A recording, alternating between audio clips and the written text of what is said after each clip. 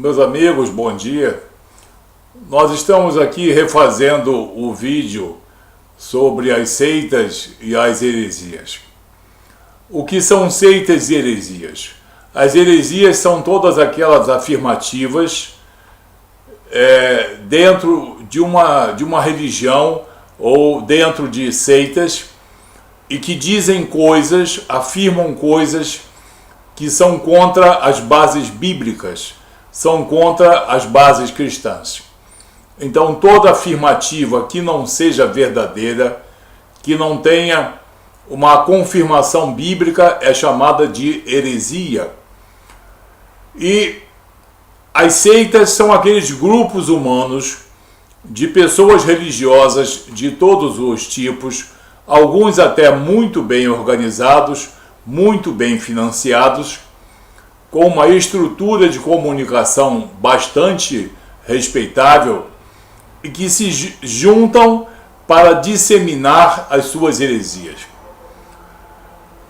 Então, as seitas heresias são todas aquelas afirmativas que as seitas heresias são todas aquelas seitas, são todos aqueles grupos que disseminam as inverdades bíblicas. E vamos ver aqui algumas características e alguns dos motivos pelos quais existem seitas e heresias. Existe também uma disseminação dessas seitas e heresias. Podem ficar tranquilos que elas estão aumentando. E não porque elas tenham força, mas porque faz parte dos planos de Deus que se forme um dia, e vocês sabem, mesmo aqueles que não tenham conhecimento escatológico mais aprofundado, todos sabem que esse mundo caminha para uma religião, digamos assim, universal. Vamos chamar de uma super seita, em que as pessoas vão pegar todas essas heresias que são hoje praticadas aqui e que nós cristãos denunciamos e que nós cristãos advertimos, elas vão se juntar num êxtase de loucura. Sim, num verdadeiro êxtase de loucura, porque as forças demoníacas desse mundo estão conduzindo milhões de pessoas para essas seitas e doutrinas. E elas um dia formarão um conglomerado doutrinário que deixará muita gente feliz. Vai deixar muita gente eufórica, vai. Mas só que isso aí vai prenunciar o fim. Na verdade, o cristianismo estará isento disso. A igreja de nosso Senhor Jesus Cristo não vai participar desse êxtase de loucura. A igreja, apesar de toda a perseguição, apesar de toda a dificuldade, vai continuar no seu caminho até ser resgatada por Jesus. Agora, seitas e heresias de hoje vão até aumentar. Meus parabéns para esse inexorável abismo em que muitas seitas estão veredando. Existe um abismo espiritual, existe um abismo com uma queda inexorável até as trevas. E muita gente está pensando que está sentada à mesa e vai permanecer ali sem ser tirada no momento oportuno. Então, nós vamos ver aqui alguns motivos pelos quais as seitas e heresias existem e algumas delas estão sendo disseminadas porque essa é a vontade de Deus para que elas sejam oportunamente envergonhadas. E o homem venha, mesmo o homem mais relutante, mesmo aqueles mestres, aqueles gurus, aqueles místicos mais relutantes, eles vão ver a vitória final do Cordeiro Santo de Deus. Em primeiro lugar, as seitas e as heresias, elas existem com uma finalidade: deturpação da personalidade de nosso Senhor Jesus Cristo. No Evangelho de João, capítulo 13, verso 13, Jesus diz: vós me chamais de mestre e de Senhor, pois bem, eu o sou. Então, o próprio Jesus afirma que eu sou Kurios e sou Didáskolos. Eu sou soberano e sou aquele que vos ensina os princípios morais e espirituais da mais alta relevância. Mas eu sou Kurios, eu sou Senhor, eu sou aquele que exerce soberanamente o meu poder, para que vocês sejam salvos, para que vocês sejam reconciliados com Deus. E isso depende de uma resposta de vocês, mas a minha ação soberana não depende de uma pretensa vontade ou espiritualidade de homem ou de mulher. Então, a deturpação da personalidade de Jesus, porque quase todo mundo quer Jesus como mestre, mas não quer Jesus como Senhor e soberano. Porque como Senhor e soberano, ele constrange muitas das seitas, muitas das doutrinas que andam se disseminando hoje em dia e parecem ser inteligentes e parecem ser a vontade de Jesus, mas na verdade são adulterações da Bíblia e são vontades perversas de homens. Então, deturpação da personalidade de Cristo. Em segundo lugar, ação demoníaca no mundo. Sempre existiu uma ação demoníaca no mundo. Uma ação demoníaca contra as obras de Deus e contra o povo de Deus. Nós temos como referência aqui 1 Timóteo capítulo 4, verso 1.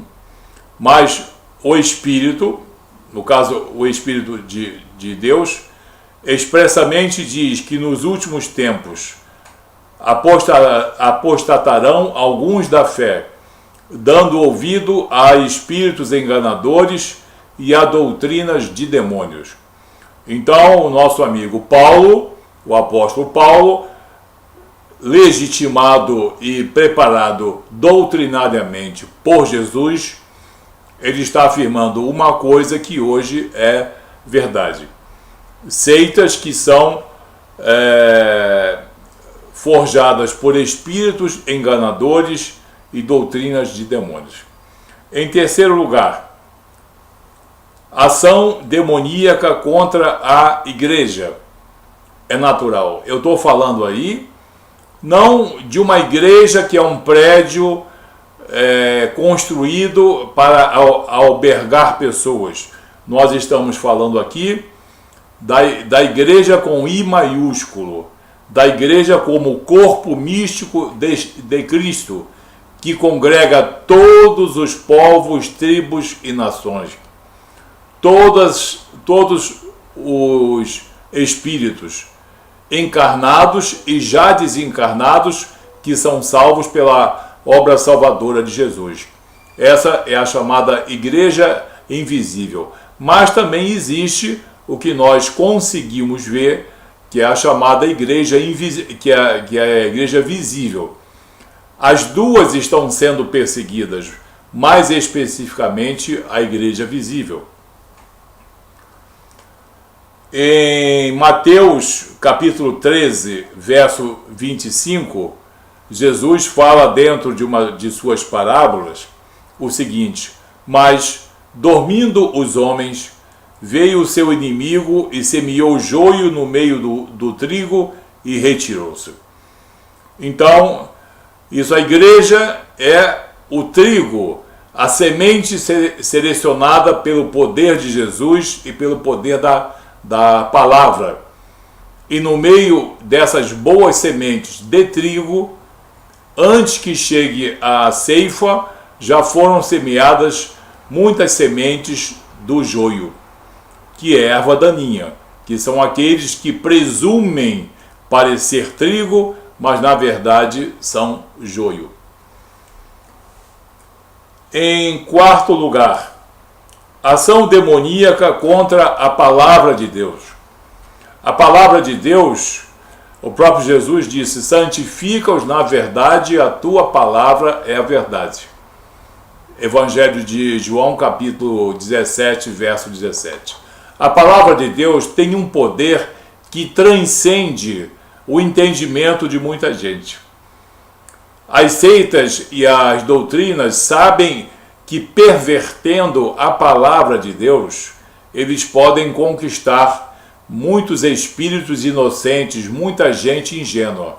Então trabalham poderosamente contra a palavra de Deus, adulterando o seu texto, a sua letra ou mesmo o seu espírito.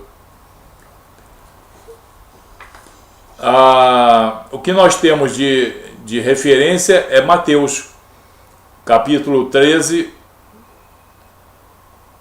verso 19. Ouvindo alguém a palavra do reino e não a entendendo, vem o maligno e arrebata o que foi semeado no seu coração. Este é o que foi semeado ao pé do caminho. Então, aqueles que procuram fragilizar a palavra de Deus são aqueles que começam parecendo que estão sendo semeados para uma maravilhosa seita, mas na verdade, pela palavra deturpada, estão sendo semeados à beira do caminho e serão levados sem nenhuma consistência, porque a palavra verdadeira, transformadora, regeneradora, ela forja o caráter cristão, enquanto que a palavra deturpada, ela pode dar uma ilusão inicial, mas ela não vai dar raízes, ela não vai dar base, ela não vai dar os alicerces necessários, doutrinários, morais e espirituais, para que essas sementes germinem perfeitamente até a ceifa. Então, ação demoníaca contra a palavra de Deus. Inimizade contra a cruz. Essa é a quinta. Isso, quinto ponto. Inimizade contra a cruz. A cruz de Cristo tem um significado histórico, moral, doutrinário, espiritual, misterioso. A cruz de Cristo significa muitas coisas: a vitória de Jesus sobre a morte, a vitória de Jesus contra o pecado, a vitória de Jesus contra os principados e potestades, significa a derrota de Satanás e de seus anjos, mas tem um significado ainda muito maior. Cada um de nós pode escrever e falar muito sobre a cruz de Cristo e assim mesmo não ficar satisfeito com a sua dimensão. A nossa referência está em Filipenses, capítulo 3, verso 18. Porque muitos há, dos quais muitas vezes vos disse, e agora também digo, chorando, que são inimigos da cruz de Cristo.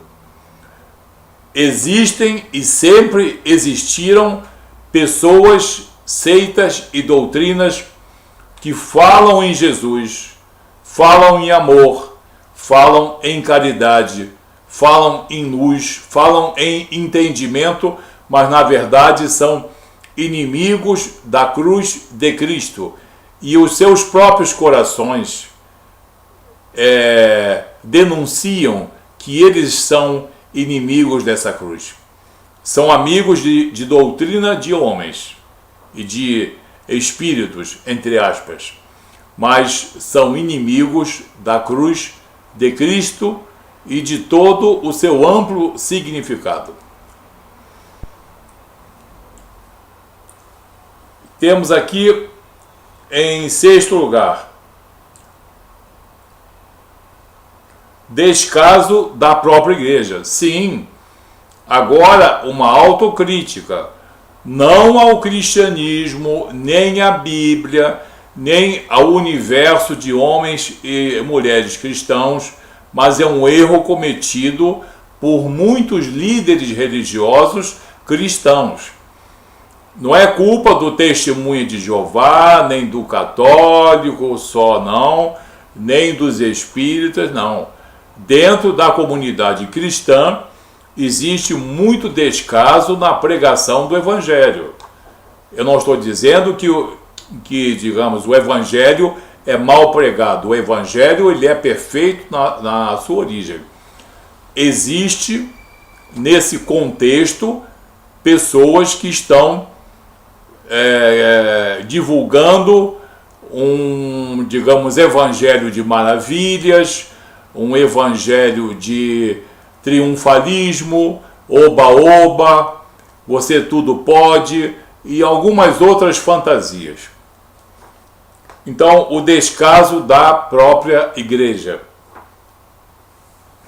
Em Mateus capítulo 13, verso 16 e verso 17, Jesus diz: mas bem-aventurados os vossos olhos, porque veem, e os vossos ouvidos, porque ouvem. Porque em verdade vos digo que muitos profetas e muitos justos desejaram ver o que vós vedes e não ouviram, e ouvir o que vós ouvis e não o ouviram. O que Jesus está dizendo aqui, essas coisas que eu estou realizando e que vocês têm o privilégio de ver e constatar, e as minhas palavras e as palavras dos meus apóstolos, através dos séculos, serão vistas, ouvidas e entendidas, e causarão grande regozijo, grande satisfação no coração de muitos, mas muitos não darão valor. Desprezarão o que muitos profetas, o que muitos justos, o que muitos príncipes, soberanos e reis quiseram ouvir. Vocês estão vendo e não estão dando importância. Muitos vão ouvir e não vão dar a devida importância.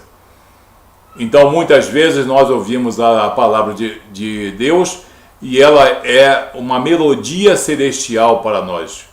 Quantos homens, através dos séculos, desejaram ouvir essa palavra maravilhosa? Nós ouvimos e muitas vezes as seitas e as doutrinas deturpam e ficam eufóricas e felizes quando fazem isso. Mas Jesus, na sua sabedoria, já sabia que isso ia acontecer. Em sétimo lugar, falsa hermenêutica, uma, digamos, avaliação do verso ou do texto, geralmente do verso, fora do seu contexto, fora do seu verdadeiro significado.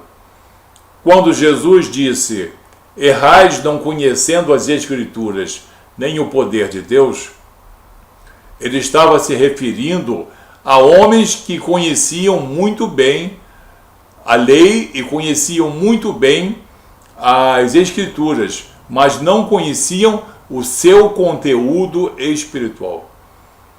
O que Jesus disse é: vocês leem muito, sabem até de cor, mas não sabem, não têm o entendimento espiritual que essas palavras maravilhosas possam transmitir. Então, a falsa hermenêutica. A nossa referência é em 2 Pedro, capítulo 3, verso 16. Falando disto, como em todas as suas epístolas, entre as quais há pontos difíceis de entender, que os indoutos e os inconstantes torcem. Que os indoutos e os inconstantes torcem. E, igualmente, as outras escrituras para a sua própria perdição. O apóstolo Pedro está dizendo aqui que existem ensinamentos na Bíblia, nas epístolas, que são de uma compreensão mais difícil, exigem um cuidado maior, um estudo, uma reflexão. Porém, muitos propositalmente, que são indoutos e inconstantes. Os indoutos e os inconstantes distorcem para a sua própria perdição. São aqueles textos bíblicos que seitas e doutrinas tentam pegar e fazer uma deturpação para forjar a doutrina pessoal, para prestigiar a doutrina de mestres e doutrinas de demônios. Aí pegam diversas passagens bíblicas, como a conversa de Jesus com Nicodemos, João 3,3, como pegam também Mateus 17, os versos 11 e os versos 12, que é preciso muito tirocínio para a pessoa saber do que Jesus está falando realmente. Entendeu? Esses textos são, e muitos outros, utilizados pelos indoutos para forjar doutrina. Doutrina de perdição, como diz Pedro. As duas últimas. Essa vai ser a nona. Não, vai ser a oitava. Falta de conhecimento bíblico. Isso é frequente. Tem gente que é profundo estudador de doutrina. Ah, mas vocês cristãos não são da nossa doutrina porque vocês não estudam a doutrina dos nossos mestres. Eles apenas partiram do nada e colocaram desde cedo o erro em seu entendimento. Está cheio de homens de nível superior, de nível técnico, homens inteligentes, homens cultos, mas os seus corações e o seu entendimento já desde cedo tiveram um ensinamento errôneo. Não tiveram uma base bíblica, porque a base bíblica vem logo o quê?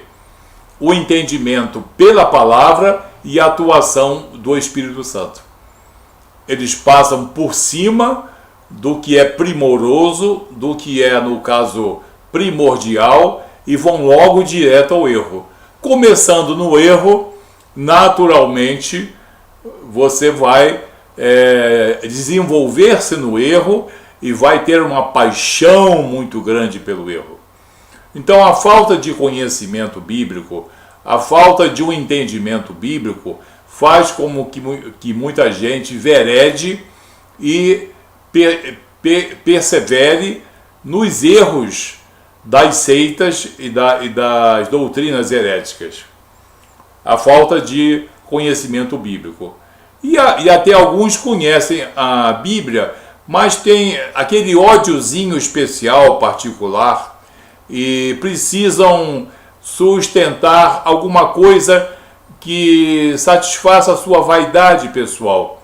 Então fazem questão de dizer que conhecem doutrina. Já li todos os livros dos nossos autores, dos nossos pensadores, dos nossos psicógrafos. Vocês não entendem, mas nós sabemos tudo. Mas só que eles não dizem: nós começamos do zero, pusemos o pé esquerdo no erro e hoje nós estamos com os dois pés atolados no engano. Isso eles não dizem e não percebem muitas vezes, porque não tem o Espírito Santo de Deus. A nossa referência está em 2 Timóteo, capítulo 2, verso 15. Procura apresentar-te a Deus aprovado. Procura apresentar-te a Deus aprovado como obreiro que não tem o que se envergonhar, que maneja bem a palavra da verdade. Não é a palavra do século 17, 18, 19, 20, 26, não é isso. É a palavra da verdade. A palavra de verdade é a palavra revelada desde o Antigo Testamento e durante todo o Novo Testamento, sem influências íntimas, pessoais, sem as preferências da vaidade dos homens. Então, 2 Timóteo 2,15. Manejar bem a palavra da verdade. Quem manuseia bem a palavra da verdade, identifica logo a palavra da mentira. Quem já começa com a mentira, vive numa vida de mentira doutrinária. Se você pegar uma criança de 3 anos e ela desenvolver-se num meio em que só existe corrupção e violência, ela vai crescer violenta e também corrupta. Então, quem começa espiritualmente errado não vai conhecer as maravilhas do Evangelho e depois vai se tornar num valente soldado contra as Escrituras e vai fazer discurso e vai fazer palestras, entrevistas e vai querer mostrar a todo mundo que ele conhece novidade. Esse livro velho chamado Bíblia, eu não vou falar disso, eu vou falar de coisas modernas. É a vaidade do espírito, é aquela vaidade que ainda herda-se do século XIX, do século XVIII, XIX, do iluminismo, do êxtase do homem, do conhecimento, das ciências. Muito bem. E para nós terminarmos, falta de maturidade espiritual. Não é por ter 60 ou 70 anos que alguém é maduro espiritualmente, não. Não é por ter 30 anos de igreja ou de doutrina que alguém é maduro espiritualmente, não. Isso aí não tem nada a ver. Maturidade espiritual é, primeiro, começar com água e leite não contaminado, quer dizer, começar no acerto, desenvolver-se nesse acerto. E à medida que o tempo passa, com a atuação do Espírito Santo e com a atuação da palavra da verdade, a pessoa vai ganhando maturidade espiritual. Ela sabe quais são os propósitos de Deus em sua vida, conhece muito bem os propósitos de Satanás, porque o Espírito revela e nós temos ensinamento disso. Então essa pessoa vai se tornando madura, vai se tornando rígida no campo espiritual, não aceita qualquer novidade, ou não aceita a novidade, tem autoridade e discernimento para separar a mentira da verdade. Existem até algumas pessoas cristãs que ainda se iludem com certas novidadezinhas. A gente sabe disso, porque tem muita gente que é movida muito mais pelo ego do que pelo espírito, mais pelas emoções do que pelo discernimento espiritual. Nas seitas e doutrinas, isso é extremamente frequente. É preciso agradar os nossos mestres e as nossas instituições, que são grandes, muito bem organizadas, muito bonitas, mas se elas foram forjadas no erro, é preciso que nós continuemos esse erro. É por isso que as seitas e as doutrinas andam por aí e estão até conquistando muitos espíritos incautos. Então nós temos aqui, vamos ver, 1, 2, 3, 4, 5, 6, 7, 8, 9. 9 itens que falam alguma coisinha só sobre seitas e heresias. Então nós não devemos ficar iludidos, porque isso já é previsto muito antes do tempo de Jesus. Os profetas já previam isso, Jesus também, os apóstolos, você vê aqui que Paulo e Pedro falam bastante sobre isso. Seitas e heresias existem, elas estão aí eufóricas, estão aí esperançosas, né? Mas vamos ter misericórdia, vamos orar para que esse mundo a tempo reconheça o espírito do acerto e o espírito do engano, e que essas seitas e heresias venham a não contaminar pessoas. Nós cristãos não corremos risco dessas seitas e heresias, elas não têm nenhum significado para nós. Por que eu fiz esse vídeo, por exemplo? É para as pessoas que ainda não têm formação bíblica, para as pessoas que ainda estão procurando religião, entre aspas, como se fossem achar duas ou três religiões. Somente no cristianismo bíblico é que as pessoas vão buscar e encontrar a verdade de Deus para nossas vidas, para a nossa salvação, para a nossa sociedade. Agora, quem busca nas seitas e nas doutrinas está buscando perdição.